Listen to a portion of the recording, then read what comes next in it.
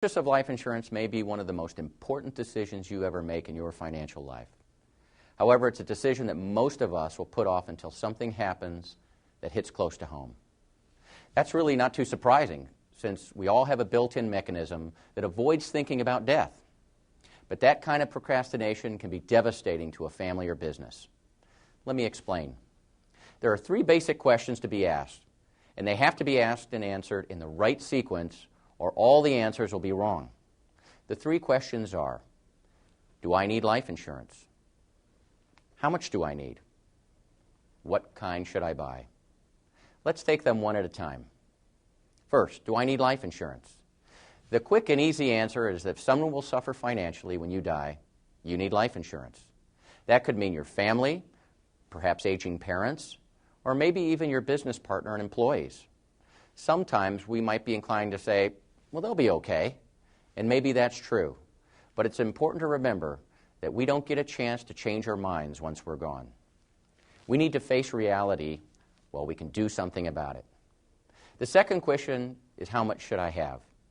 Some experts recommend a rule of thumb that runs anywhere from 5 to 20 times your annual income.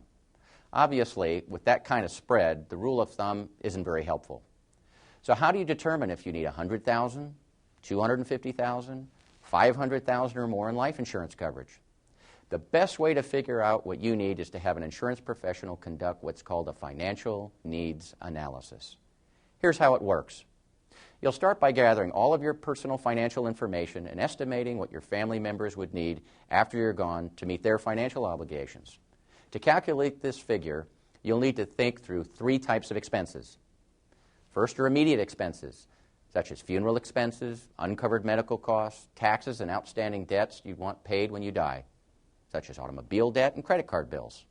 Second is ongoing expenses, which is basically money for your family to live on for a specific period of time. It help pay for everyday living expenses like food, clothing, transportation, mortgage, or rent payments. And finally, life insurance proceeds can be used to fund future expenses, such as money to fund a college or retirement savings plan.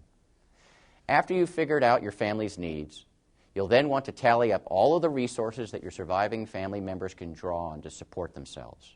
This would include things like your spouse's income, savings you've accumulated, and any life insurance you already own. The difference between your family's needs and the resources in place to meet those needs is your need for additional life insurance. Let me share a story with you that illustrates the value of properly calculating the need for life insurance in a very powerful way. Early in my career, I was working with a physician in Southern California who was very busy and didn't give me any time to help him determine the amount of life insurance that was appropriate for his family. Rather, he asked me to simply sell him a $500,000 policy. I complied with his request, only to read several months later that he had been killed by a hit-and-run driver while changing the tire on the side of the freeway. I took great pride in being able to deliver the much-needed cash to the family, only to be shocked to learn that the doctor had 9 children, 3 of whom were in college at the time. I distinctly remember sitting in a room with his wife and all of his children when they collectively asked me, "Is this all there is?" I felt badly that I hadn't found some way to break through to the man and convince him to approach the process the proper way. I vowed never again to shortcut the process and to always calculate the real need for life insurance. I never have shortcut the process since, and you should neither. There are no do-overs with life insurance. There's nothing more important than buying the right amount of coverage, and you need to get it right the first time. So after you've figured out how much you need, you're now ready to focus on what kind to buy. There are 2 fundamental considerations that go into answering this question. First, how long will you need the insurance?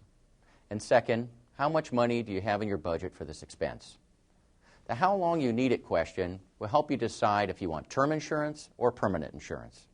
Term insurance lasts for a specified period of time, say 5 years or 10, 20, or maybe even 30 years. If your only need is for funds to pay off a 20-year mortgage at your death, a 20-year term policy would probably be the answer for you. Or if you're concerned about providing funds to take care of your aging parents in their later years, a 5 or 10-year term policy might do the job. The shorter the period of time the policy lasts, the lower the premium. But once the term period is over, you'll have to pay a considerably higher price to maintain it if you want to do so. and you may well have to take another insurance physical to qualify all over again. That means your health must still be good, and that you haven't taken up piloting, skydiving, or vehicle racing. Declining health or a dangerous job or hobby can significantly increase the cost of insurance and sometimes can make coverage unaffordable or even unavailable. That leads me to the second kind of insurance, permanent insurance. Permanent insurance is what the name implies. It's with you for life, no matter how old you are when you die. The premiums are projected to remain level over your lifetime, and in some cases can be designed to stop at retirement while your coverage remains in force for life. Permanent policies build a cash surrender value that is available if needed in the event of emergencies, opportunities, or college for the kids. Of course, these benefits come with a price. The initial premium for permanent insurance is 3 to 10 times higher than it is for an equivalent amount of term insurance. So if your budget is limited, be sure you buy as much as you need, even if it's all term insurance. But if you have some room in your budget, it usually makes sense to include some permanent insurance in your program. And as time goes on, it will probably make sense to convert some of your term insurance to permanent insurance. You know, one of the biggest mistakes I see my clients make is underestimating how long they'll need life insurance. This was painfully true immediately for many after the dot-com bubble burst in 2000. All of a sudden, you had people who experienced a significant loss in their retirement assets, and they were no longer able to retire on time. Life insurance fills the financial gap that exists between your financial needs and your financial realities. The fact that people had to work additional years necessitated owning life insurance for a longer period of time, and many were caught unprepared. By owning both types of life insurance, term and permanent, you're better prepared for the unexpected things that happen in life. Let's face it, our financial lives never go as smoothly as the financial press would have us believe.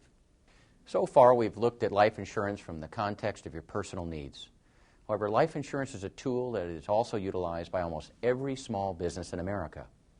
Businesses, especially smaller, closely held businesses, utilize life insurance to protect their companies in case of the premature death of an active owner. Life insurance is used to purchase a deceased partner's interest and provide an income stream to the surviving family. Life insurance also may be left to the company to provide a financial cushion to the company in the case of a loss of an active owner or key employee. Life insurance is also utilized to provide cash to equalize the inheritance of a family, where only one of the children inherits the company. And finally, to provide cash to pay federal estate tax, so that the company doesn't have to be sold to pay the tax liability. These uses of life insurance keep businesses in business, families financially secure, and Americans employed. So there you have it. A properly designed life insurance program is as essential to a sound financial plan as a strong foundation is to a home. Do it right, and the future is secure.